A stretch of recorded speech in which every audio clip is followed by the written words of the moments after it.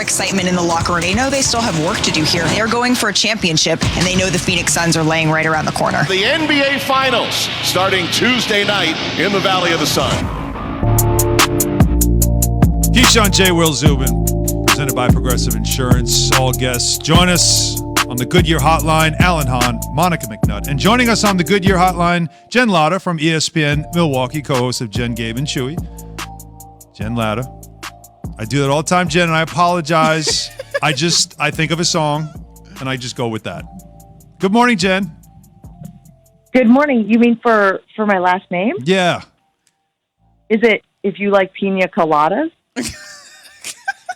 Wow. I wasn't going to go there, but I like that too, and now I'm going to always now go that way. But anyway. All right, now I was just checking.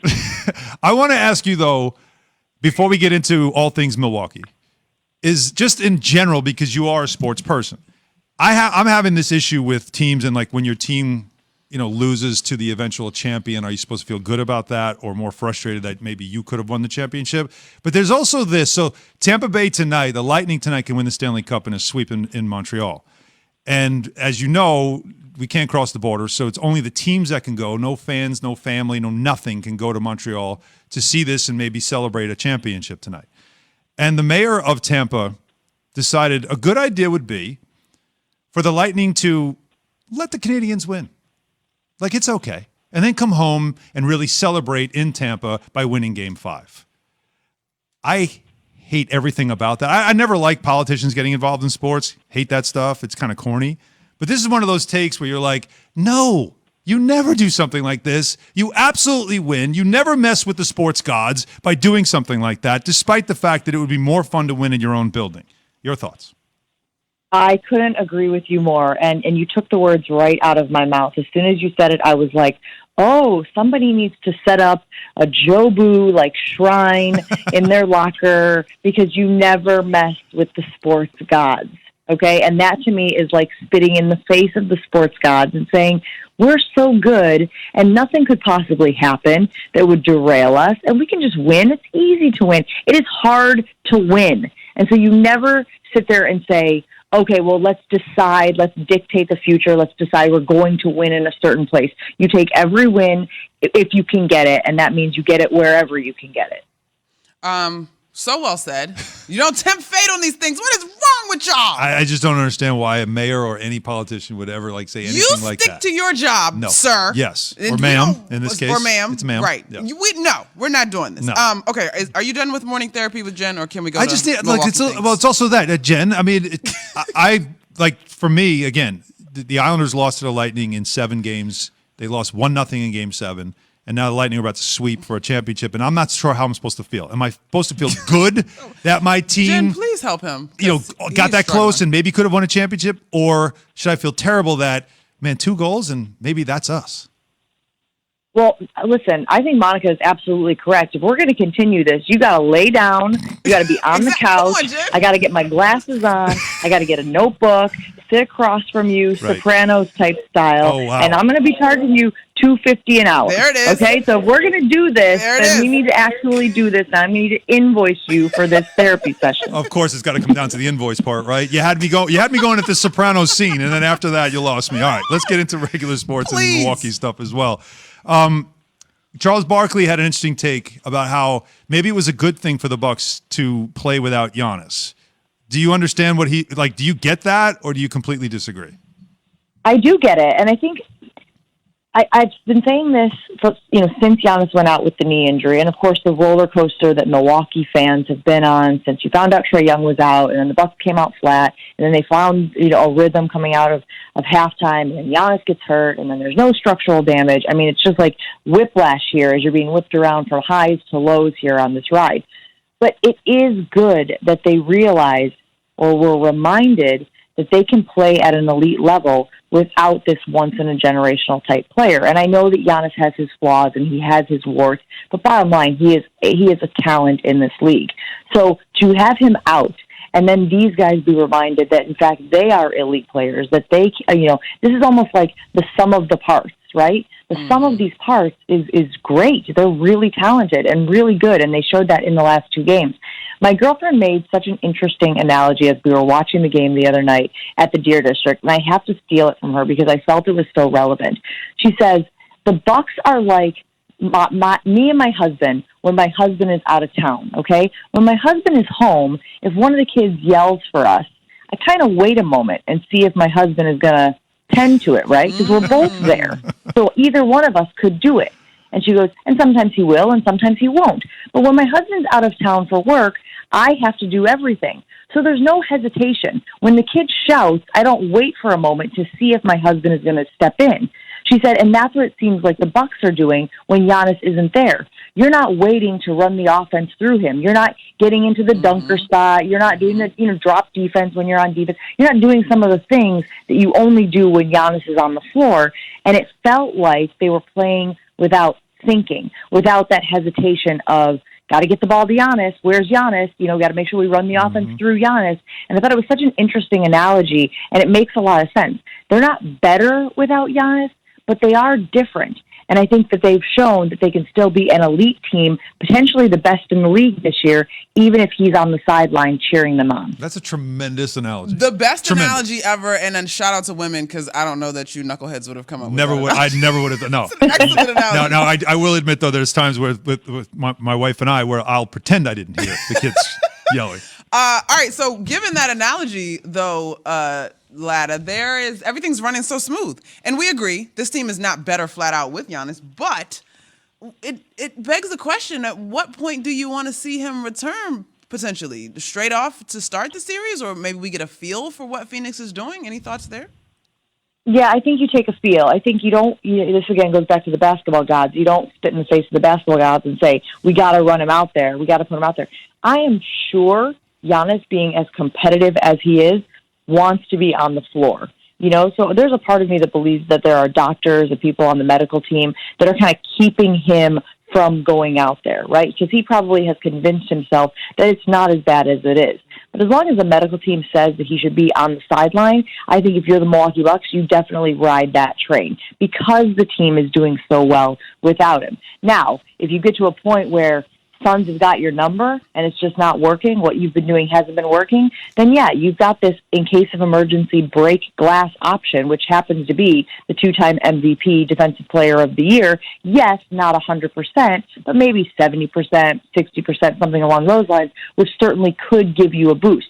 But we've seen players go out there and play and not be 100%, right? James Harden in these playoffs, even Trae Young, I would argue, in these playoffs, Bogdanovich in these playoffs, when they were playing the Hawks.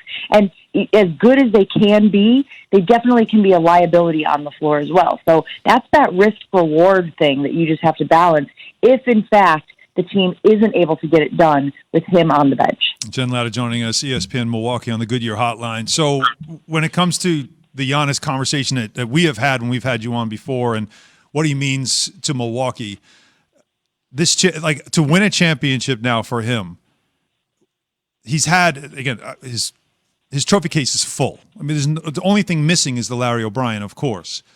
If the Bucks win this championship and he's not 100%, and I don't think he's going to be with that injury, he's going to do whatever he can to play, of course. But is there any significance to his legacy in Milwaukee and all this stuff? Like, is he playing for his legacy right now because of despite the injury, he did finally get this team to the finals? Not even a little bit. And that goes back to, the luxury of a superstar choosing to stay in this town.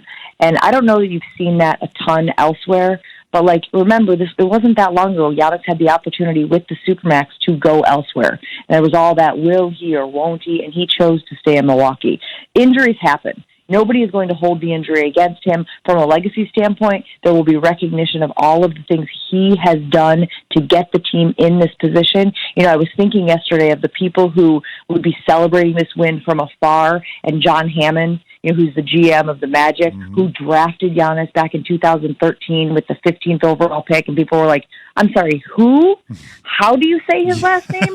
How many syllables are there? and he was like, $170 soaking wet at the time, and I have no idea if he was really $170. It just sounds like a very low number for a 7-footer, so I'm throwing it out there. Actually, I'm really bad at weights when it comes to men, guys, so we should definitely let everyone know. Oh my God, that. me too. Me too, lad. I feel you. How is good at weight when it comes to guessing I weight? insulted my coworker one day where I was like, "What do you weigh? Like 320?" And he was my like, God. 320. Always it's like anybody. Always just guess lower. I know, but I'm really Unless bad he's really at it. That's why skinny, I'm then you saying want to it's guess like- higher. You don't want to offend anybody.